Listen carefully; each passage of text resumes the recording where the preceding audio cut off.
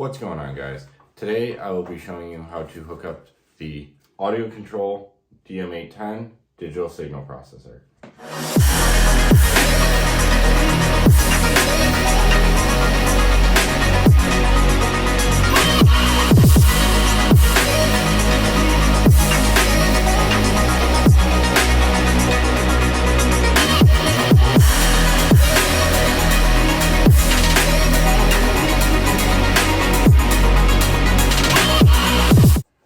Alright, so today I'll be installing this in a MK8 GTI. In my last video I showed you how to pull the signal from your factory audio system. In this video I'm going to show you how to actually connect the wires, where to find it in the interior, take it apart, and get the signal to the DSP.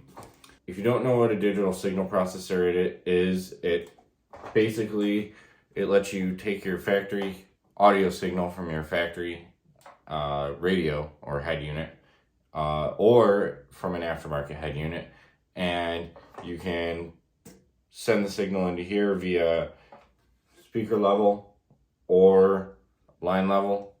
And basically you can plug this into your computer and tweak the signal, use a RTA, which actually in this audio control they have a RTA in it. There's an RTA built in to see the signal that is being inputted into this, which is really great because that means you don't have to purchase more expensive equipment, as well as you can use an actual RTA microphone on your iPhone that is a separate thing, and using the audio control app from your phone and the RTA microphone, you can actually tweak each signal for each speaker, do the time alignment, set your crossovers, do active crossover setups, pretty much anything really. It's you can pretty much tune your audio. So just like you can tune your car, you can tune the audio.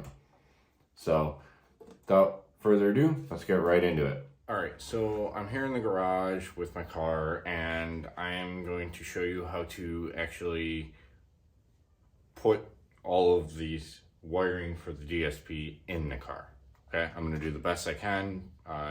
With the lighting that I have, I'm waiting on my extra light right now, so hopefully for the other video, next coming videos, it'll actually be a little bit better lighting. But I'll do the best I can to show you how to do this. Alright, so the first thing you're going to want to do is you're going to want to put your glove box in the service position. And you can do that by, there's these two tabs here that you push in up at the top, down, you push down, and then the whole thing flips down like so. Alright, so there's a button right here you push in, and then another one over here that you push in. And when you push it in, it'll allow you to, actually it's you push it upwards. Yeah, you push it upwards like so. Well, like that, and it'll release these little tabs here, or however it releases the tabs basically, and allows you to swing this down. Okay, so that puts your glove box in the service mode. So once you have this in service mode, you're going to need a trim popper tool to pop this side panel off. It is a little stubborn, just be careful. Okay.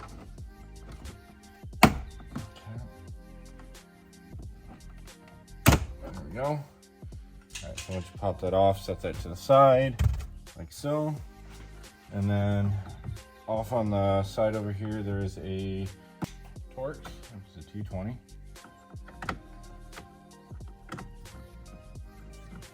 Okay, so I use that and set that to the side somewhere. Oops. Off. That's not good. All right, so the next thing you're gonna do is, this is a little scary, but end up popping this whole trim piece here a little bit funky. Trim popper. There we go. Pop this forward. Kind of pull this forward a little bit, and then it's going to bring the whole dash pieces forward. And basically from here, careful, so just bring it forward as much as possible without breaking it. And there's a couple of Torx bits that are going to be kind of hard for me to show you, but a couple of Torx bits under here that you're going to have to undo, and for that I have a good tool. All right, in order to drop the glove box compartment, I'm using one of these. It's a little Craftsman bit driver. You can get them from, I got this from Lowe's, but I'm just gonna get behind here and start removing the Torx bits.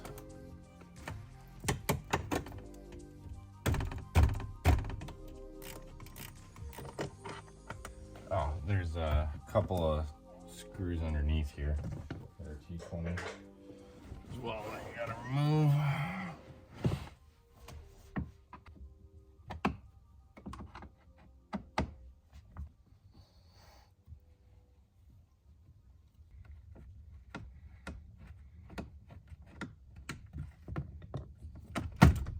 Okay.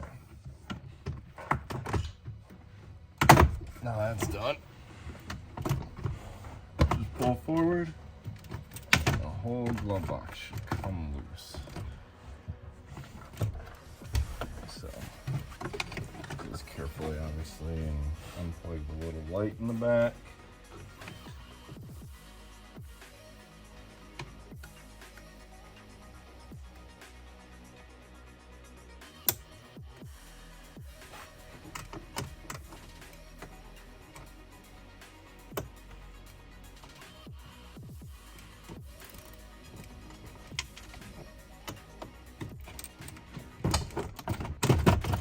Go.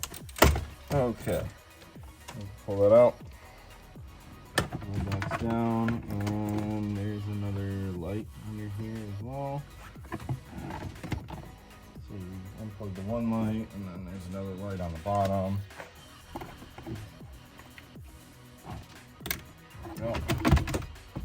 So, and the whole glove box comes out like that. So set that to the side. All right, so now that the glove box is out, the multimedia unit is actually right here. And this is what we are gonna be plugging the wires into. All right, so the screws for the multimedia unit, there's one in the back here. I don't know how well you can see that, but there's one way in the back there, and then there's one way in the back down there. Okay, so again, one here, and all the way over here. You can't really see it too well, but it's in a crevice area. You'll see it. But yep, they're just T20s. Now that you got that done, the actual multimedia unit, it's a little loose now, so to get it out, kind of pull it back and swing it forward, or swing it back, and then it'll swing down. And now once it swings down, you have all of your connectors here, and one of which is a quad lock. If you're familiar with the quad lock, you undo your quad lock like so in the back, and now you have your quad lock out, and you can plug your extension into there, and then plug your extension from there to back into the radio, and yeah, run your wiring. So I have the quad lock out here. Quad lock is actually over here on the left side, and if you're familiar with how they work, they're kind of like a, you know, swing that arm back, and then you can pull the whole, and then push it, and it'll pull the whole thing out. And then I'll show you what to do next. So now with this here that we made. You take this and you're gonna plug this end into here. Sorry, other end. Take this end here and